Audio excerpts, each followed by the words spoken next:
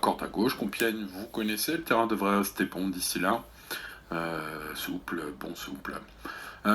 Écoutez, une course pour les 4 ans. On est donc sur à boire et à manger aujourd'hui. On va essayer de vous donner ce qu'il y a à boire. Et puis on vous laissera trouver ce qu'il y a à manger.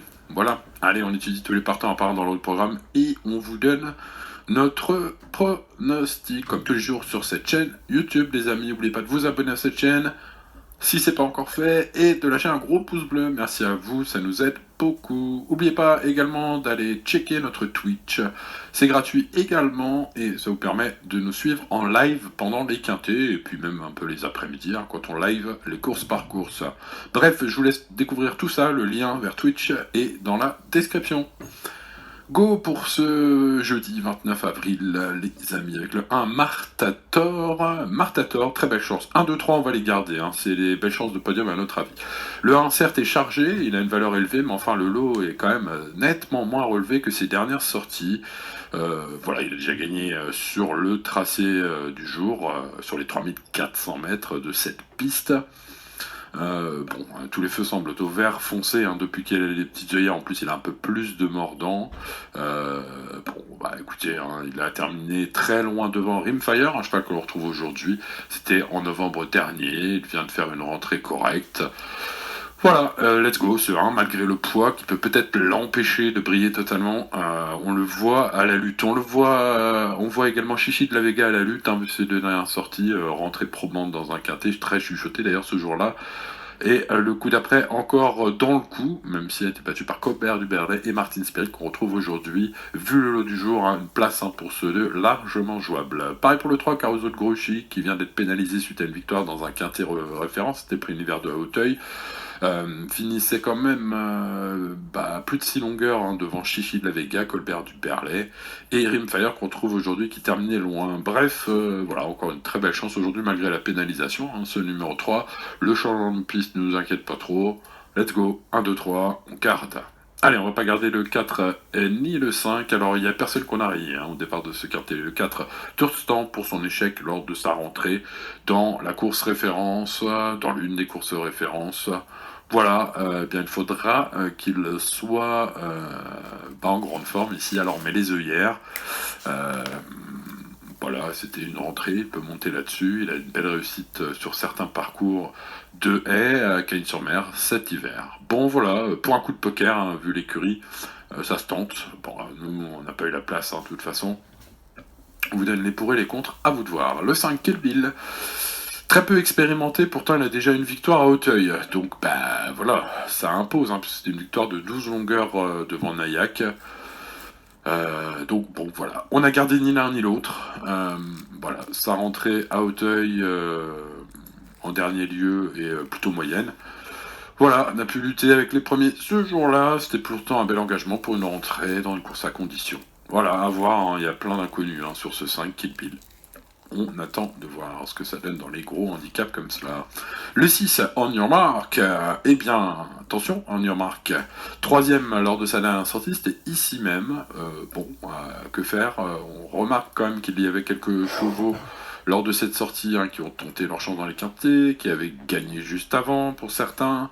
Voilà, alors peut-être une ligne bien sympathique. Vu l'entourage, on va s'en méfier et on va glisser cela. Cet ancien macaire, plutôt en milieu, fin de ticket, on va dire. On garde. Allez, on passe au numéro 7. Happy de rêve. Happy de rêve, plutôt régulier depuis qu'il est passé en R. Il a fait tout 2020 en plat, avec pas trop de qualité, on va dire, montré en piste en tout cas.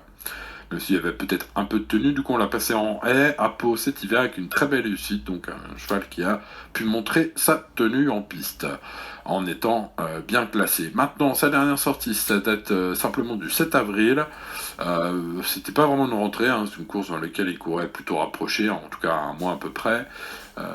Alors c'était pas terrible dans une course à condition, ici même sur le tracé du jour. Bon, maintenant il y avait un bon lot, donc on ne peut pas non plus se dire tiens, il vaut pas les chevaux d'aujourd'hui, on ne sait pas, on ne peut pas savoir malgré tout, malgré ces lignes. Donc note de méfiance sur ce 7, que l'on n'aura pas la place de mettre dans notre ticket. Le 8 Colbert du Berlay, on tente en bas, sa rentrée 5ème. Dans un quintet référence, c'était le prix Univers 2, et le coup d'après en progrès dans l'autre quintet référence, le prix général de Rougemont, où il se classait tout simplement deuxième de ce quintet devant Martin Spirit qu'on retrouve aujourd'hui, qu'on va garder, un bon cheval Martin Spirit. Plus loin il y avait Chichi de la Vega qu'on a gardé aussi, plus loin Rimfire, Turstan et Nayak. Bref, ce 8 sera notre base. Le 9 Rimfire a tout des lignes perdantes avec les précités, donc du coup on ne va pas garder. Le 10 Bardabin, bah, pourquoi pas, hein.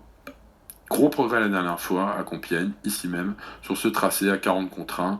Bah voilà, hein, il courait contre des chevaux de qualité correcte, sans plus, mais peut-être une révélation, et peut-être sur la montante. Bardabin, aujourd'hui, bah voilà, pour son retour en haie, il a quand même bien surpris après 2 tentatives en 2020 à Auteuil, qui n'était pas nul, mais pas terrible. Donc voilà, attention à ce disque de poker que l'on tente. Le 11 Martin Spirit, on vous en a déjà parlé, il a couru ici même une belle en prenant une belle deuxième place de handicap, et le coup d'après à Auteuil dans le prix référence général de Rougemont, il a terminé à 4 longueurs de Colbert du Berlay, une perf qui lui laisse une très belle chance à notre avis. Ici, on garde haut, on ne va pas garder les 12, 13, 14 et 15, le 12 Jarvis Wall qui a fait l'hiver à Cagnes avec quelques bonnes performances, les lignes nous semblent un peu en dessous de ce qu'on a vu précédemment, le 13 Margelina Diego qui fait une rentrée Arnaud Chaillet, donc à voir au niveau des dernières infos des pros, hein, s'il y a des bons bruits sur cette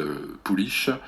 Pour l'instant, on n'en a pas trop, donc du coup, on ne l'a pas gardé, on demande à voir pour sa rentrée. Le 14, Nayak, arrêté lors de ses 2 dernières sorties.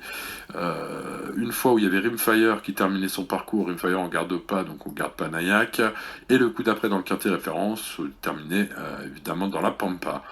On notera toutefois les petites œillères pour la première fois, pour ce Hongre qui dépend d'une écurie parfois redoutable. Donc voilà, vous l'avez compris, on raille personne aujourd'hui. Le 15 Basmachi, carrière de plat assez longue avec des petits handicaps déréclamés. On termine cette carrière en 20 valeurs environ.